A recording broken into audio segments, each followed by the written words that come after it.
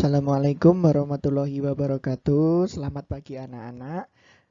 Berjumpa lagi dengan Pak Ferry hari ini untuk pembelajaran tema 1, subtema 3, dan pembelajaran 3. Hari ini Pak Ferry akan menjelaskan tentang kondisi geografis yang ada di Indonesia. Perhatikan baik-baik ya anak-anak.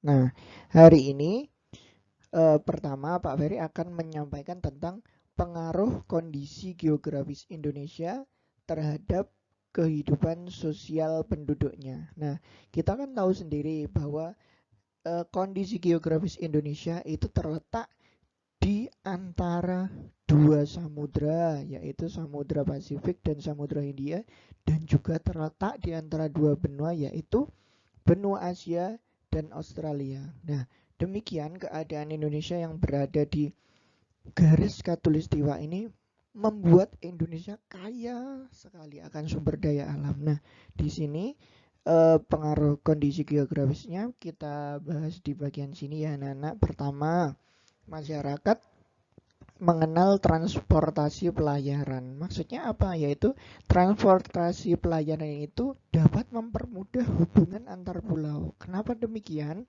Karena kita tahu sendiri kalau Indonesia itu adalah negara kepulauan. Antara daratan yang satu dan daratan yang lainnya, antara pulau satu dan pulau lainnya itu dipisahkan oleh lautan. Sehingga di sini masyarakat mulai mengenal adanya transportasi pelayaran. Dan kedua, ada sekelompok masyarakat yang terbiasa hidup dengan kondisi tertentu. Maksudnya di sini kita bisa memberikan contoh kalau misalnya suku Bajo yang ada di Sulawesi itu mendirikan rumah di tengah laut. Terus ada lagi misalnya suku laut yang ada di Kepulauan Riau, mereka itu tinggal di dalam kapal.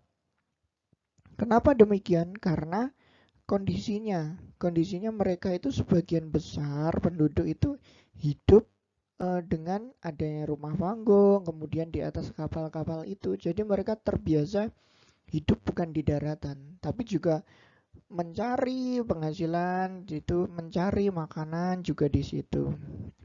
Kemudian ada contoh lain, misalnya suku Bugis dari Sulawesi yang mengarungi samudra dengan kapal pinisi. Ada lagi masyarakat Lamalera dari Nusa Tenggara Timur yang mampu berburu paus. Tapi ingat anak-anak, di sini pausnya itu bukan paus yang masih produktif ya, tapi udah paus yang sudah tua sehingga bisa dimanfaatkan daging dan minyaknya. Dan ketika adanya kelompok yang mendirikan permukiman di wilayah pesisir. Kenapa? Karena Indonesia itu memiliki pesisir, negara dengan pesisir yang terpanjang di dunia. Nah, di sini misalnya mendirikan kampung tadi ada di kampung misalnya apa ya? Oh ya, Kampung Pulau Pancian yang ada di Gresik, Jawa Timur. Di sana itu ada keturunan Arab. Kemudian di Lasem, Rembang, Jawa Tengah yang dikenal dengan Cina kecil. Ada lagi misalnya Kampung Madras yang ada di Medan, Sumatera Utara. Itu di sana itu ada keturunan Indianya.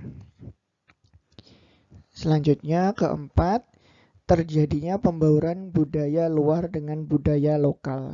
Kenapa seperti itu? Karena Indonesia itu negara kepulauan, letaknya sangat strategis di antara dua benua, dua lautan, sehingga banyak yang berbondong-bondong datang di Indonesia. Makanya terjadi pembauran budaya baru, misalnya ada batik lasem yang coraknya itu antara gaya Cina Tiongkok dan perpaduan dengan Indonesia. Seperti itu. Dan kelima, masyarakat Indonesia mengenal teknologi dari negara lain. Maksudnya untuk geografis ini kan Indonesia sangat strategis itu. Banyak kapal-kapal yang lewat di sini sehingga Indonesia itu terimbas dari teknologi-teknologi yang ada di dunia itu ketika mereka melewati kepulauan Indonesia.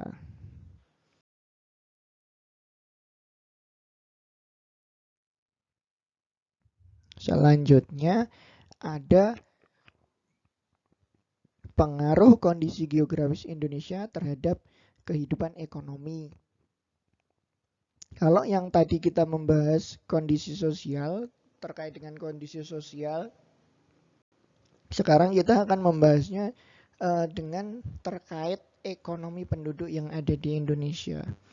Gimana sih pengaruhnya? Kondisi alam di Indonesia ini sangat kaya akan sumber daya alam yang memberikan dampak ekonomi yang cukup signifikan. Bagian paling luas di negara kita adalah lautan. Tapi tidak hanya lautan ya, Indonesia itu juga kaya akan sumber daya alam, baik itu flora, fauna, mineral, dan masih banyak lagi. Tapi pada pembelajaran kali ini Pak Ferry akan membahas tentang lautan, kekayaan lautan yang menyimpan berbagai kekayaan alam yang beragam. Satu, kekayaan lautan itu ada ikan. Kenapa yang paling utama ikan? Ikan itu sangat banyak di Indonesia jenisnya. Kira-kira di Indonesia itu memiliki lebih dari 2000 jenis spesies ikan. Ikan ini merupakan potensi yang sangat besar, terutama untuk ditangkap ya. Bisa dikonsumsi, kemudian bisa diekspor. Tapi tidak semua jenis ikan dapat ditangkap nih. Ikan yang ditangkap adalah ikan-ikan yang tidak dilindungi dan diperbolehkan untuk dikonsumsi. Contohnya ikan tuna, cakalang, terus kakap putih, tenggiri, kembung, tongkol, layur, dan kemudian ada ikan kecil-kecil itu yaitu ikan teri. Tapi ingat, pemanfaatan ikan ini tidak boleh berlebihan karena kita juga harus mempertimbangkan keseimbangan ekosistem laut kita. Kemudian kedua ada rumput laut. Indonesia ini dikenal sebagai salah satu penghasil rumput laut terbesar di dunia. Rumput laut ini dibudidayakan hampir di seluruh pesisir Indonesia. Daerah yang menghasilkan rumput laut ini yang tertinggi ada di Provinsi Sulawesi Selatan dan Nusa Tenggara. Biasanya jenis rumput laut yang banyak dikembangkan ini yaitu jenis Eukema dan Gracilaria, yaitu dua jenis rumput laut yang baik untuk dikonsumsi, memiliki gizi yang tinggi serta nilai ekonomis yang tinggi juga.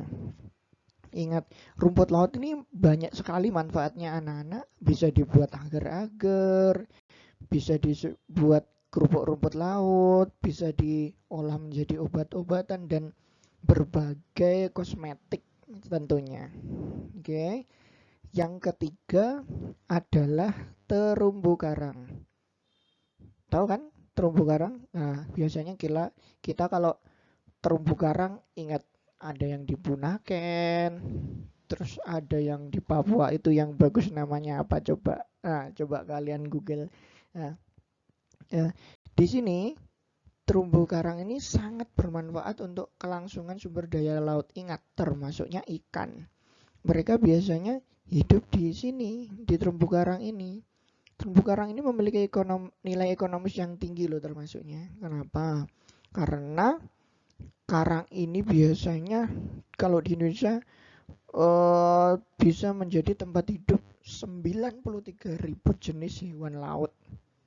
Dan tentunya banyak penduduk-penduduk yang bergantung kepada terumbu karang. Kenapa? Karena di terumbu karang ini ikan-ikan itu berkembang biak. Ya. Selanjutnya seperti yang Pak Ferry katakan tadi, tidak lupa di dalam laut itu ada mineral dan bahan tambang.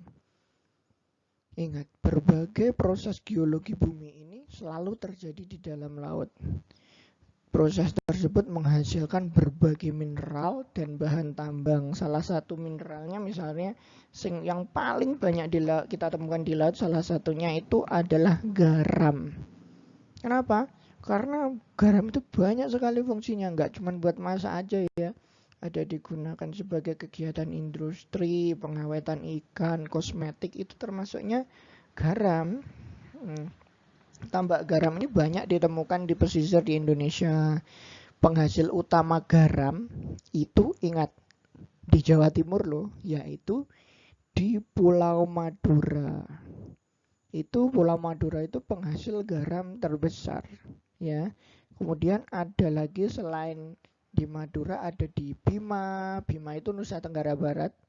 Serta ada selain itu di Sulawesi Selatan, ya.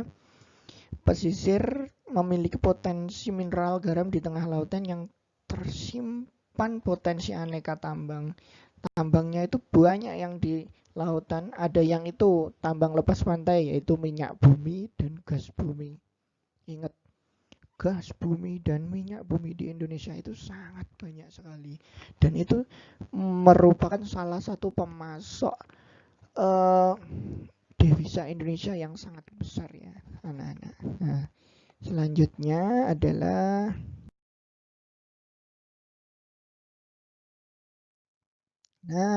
pentingnya keadilan dalam memanfaatkan sumber daya alam. Kenapa? Ingat, kalau sumber daya alam yang banyak itu bisa menjadi rebutan. Bahkan zaman dulu penjajah itu di Indonesia itu mencari sumber daya alam ini.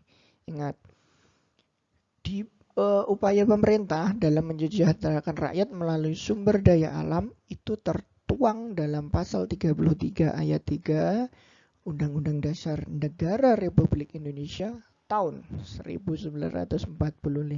Ingat bunyinya, bumi, air, dan kekayaan alam yang terkandung di dalamnya dikuasai oleh negara dan dipergunakan sebesar-besarnya demi kemakmuran rakyat. Jadi sumber daya alam di Indonesia itu bukanlah milik satu orang saja, tapi untuk seluruh rakyat Indonesia, dimaksimalkan untuk kesejahteraan rakyat Indonesia. Jadi ingat, kita nggak boleh tidak boleh merasa memiliki semua, karena ini semua di Indonesia ini yang milik rakyat semua gitu. Selanjutnya adalah wujud keadilan sosial dalam pemanfaatan sumber daya alam. Antara lain, satu, masyarakat dapat memanfaatkan sumber daya alam untuk menanam tanaman pangan. Coba perhatikan misalnya ada petani di sawah ya. Mereka itu diperbolehkan memanfaatkan tanah yang ada di Indonesia untuk menanam tanaman pangan seperti padi, jagung, dan banyak jenis tanaman lainnya. Aktivitas ini bertujuan untuk memenuhi ketersediaan pangan agar terhindar dari ancaman kelaparan. Ingat ya.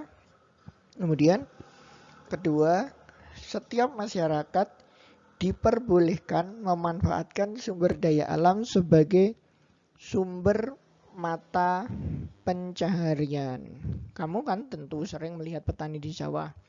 Kemudian ada nelayan, ada petani garam, mereka itu memanfaatkan sumber daya alam sebagai tempat mata pencaharian mereka. Seperti itu. Kalau di sini misalnya yang paling dekat itu ada di daerah asalnya Pak Ferry, di Sampung itu kan ada Gunung Gamping. Nah di situ sumber daya alamnya yaitu berupa batu gamping.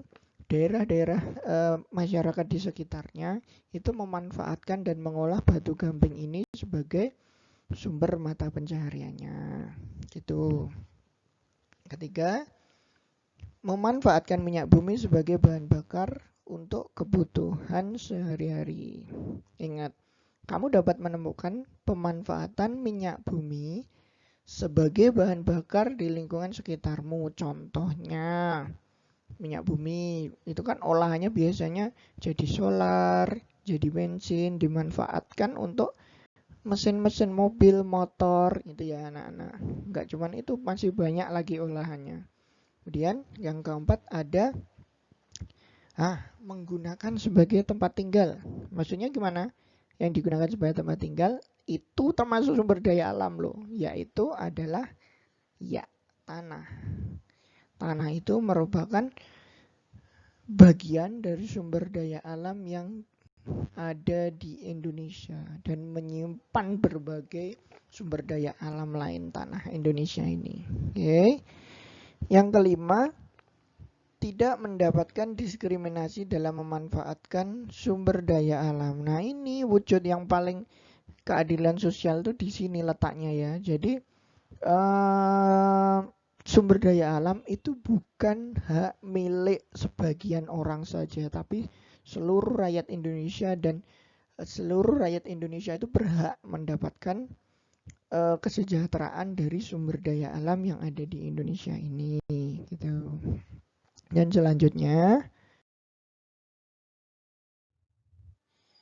adalah upaya yang dapat dilakukan masyarakat untuk menjaga sumber daya alam yang ada di Indonesia.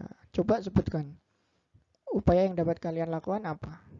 Satu ini menggunakan sumber daya alam dengan bijak, secukupnya saja, tidak usah dieksploitasi secara habis-habisan.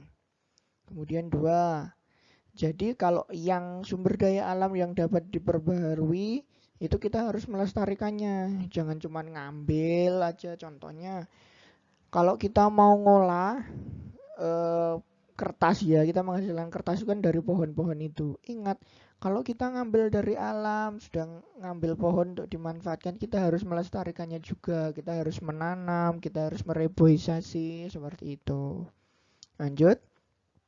Nomor 3, tidak membuang limbah kimia ke laut. Kenapa? Karena di sini limbah kimia itu, limbah asam ini akan mencamarai ekosistem laut. Lanjut. Keempat, tidak melakukan eksploitasi minyak bumi. Kenapa?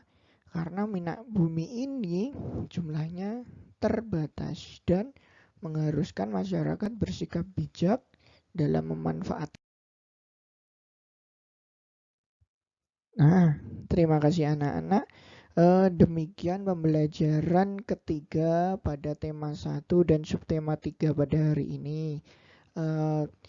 Disimak baik-baik pembelajaran dari Pak Ferry hari ini, dan jangan lupa dikerjakan tugasnya di bagian akhir Google Form atau yang ada di Google Class-nya Pak Ferry. Oke, terima kasih. Belajar yang giat, semangat, dan tetap gaya hidup sehat. Terima kasih. Assalamualaikum warahmatullahi wabarakatuh.